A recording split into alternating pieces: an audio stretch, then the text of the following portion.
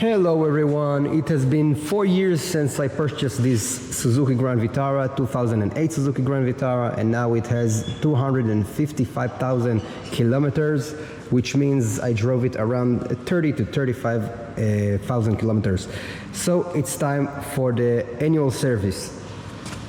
This year we're going to replace only the oil, the engine oil, the transmission oil, and the cabin filter.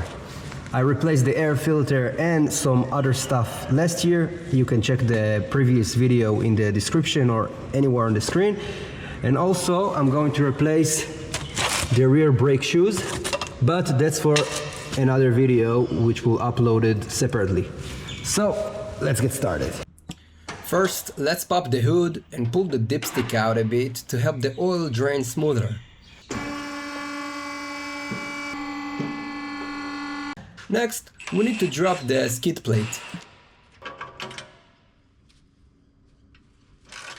This shield was actually designed for the 2.4-liter engine, so the service hose don't align with the 2-liter motor, making it pretty useless for quick maintenance.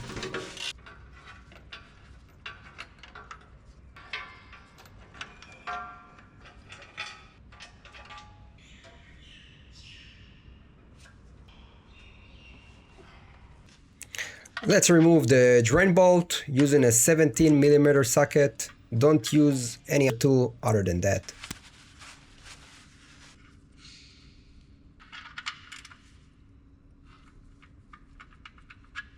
If you've been following the channel, you already know about the terrible oil filter location on this Suzuki. It's an absolute nightmare to reach, especially back when I used to do this job on the ground using a jack and jack stand. But because I was the last one to do an oil change, I can only use my hand and take it off.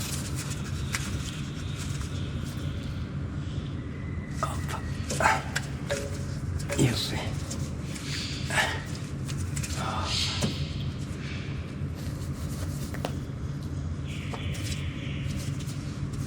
והנה השמן יוצא.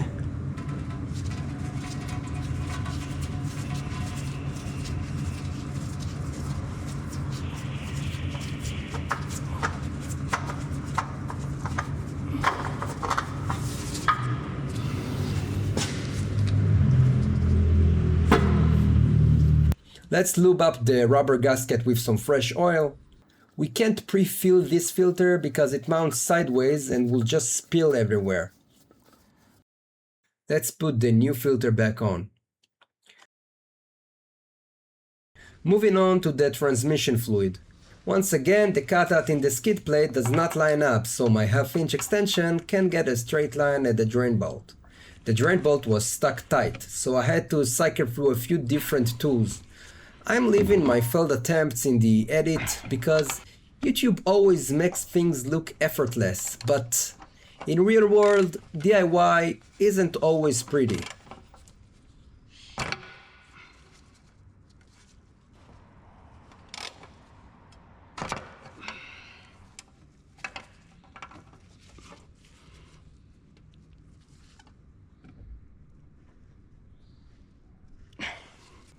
Now, the owner's manual states a standard paint drain takes about 2.5 liters. However, I'm sticking to my usual routine, draining the fluid into an empty oil gallon so I can measure exactly how much came out. And then I refill the exact same amount.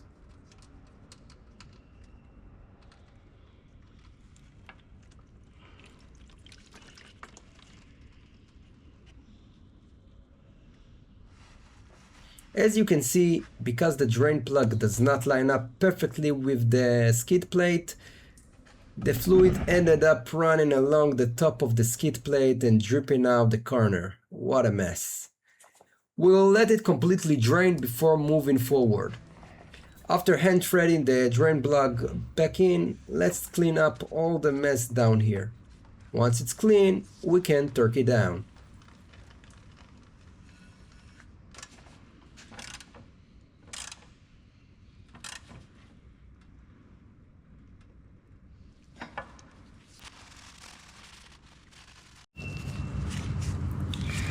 As you can see, I have around 2.5 liters.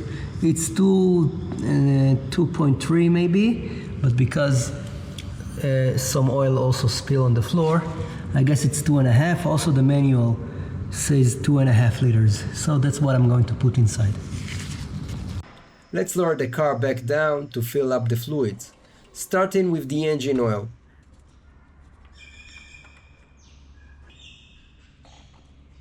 I'm using Motul 8100 5W40.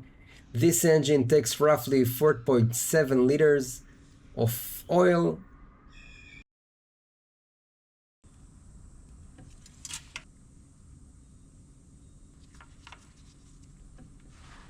Now for the transmission fluid.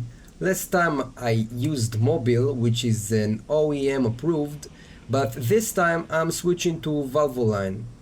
It meets the manufacturer specs along with a ton of other major brands, so I guess it will be fine. You should use a funnel and a pretty slow filling rate in order for the fluid not to spill from the dipstick's funnel. Now let's check the oil level.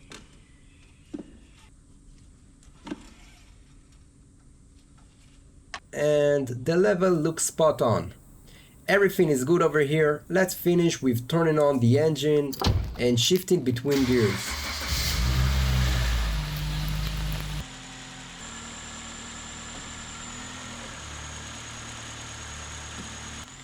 Seeing that the engine and transmission don't excessively rock when shifting gears confirms that even 4 years after replacing the mounts, they're still holding up great.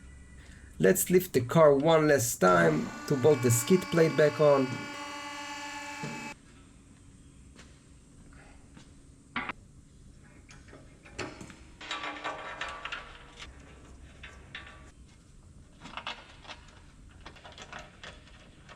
We're going to do a quick inspection to ensure there is absolutely no leaks from the oil filter or the drain plugs.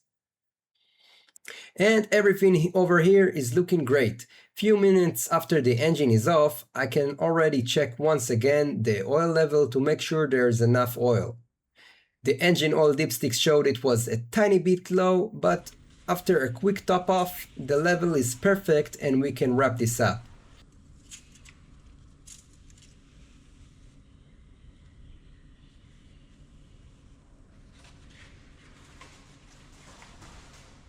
In an upcoming video I will cover the brake shoe replacement, but to finish up today's service we just have the cabin air filter left, which is an incredibly quick and easy job. You just need to open the glove box, need to press 2 tabs, one on each side of the box, and remove the lever holding it in place by pulling it out while pressing down on the center.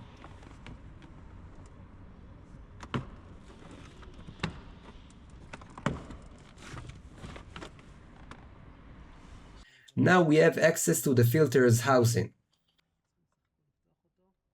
Pull the cover's locking tab and remove it.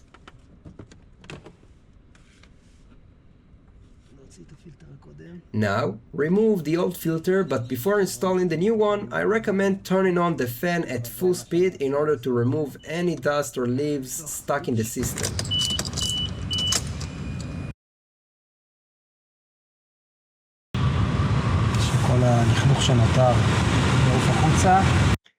Now we will put the new filter in. Pay attention to the airflow direction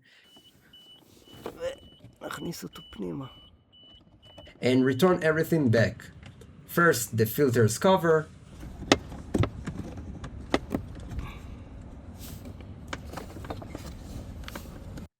then the glove box and its holding lever. And that's it. If the video was helpful, you can support the channel by pressing the like button and subscribe to the channel to watch more DIY videos.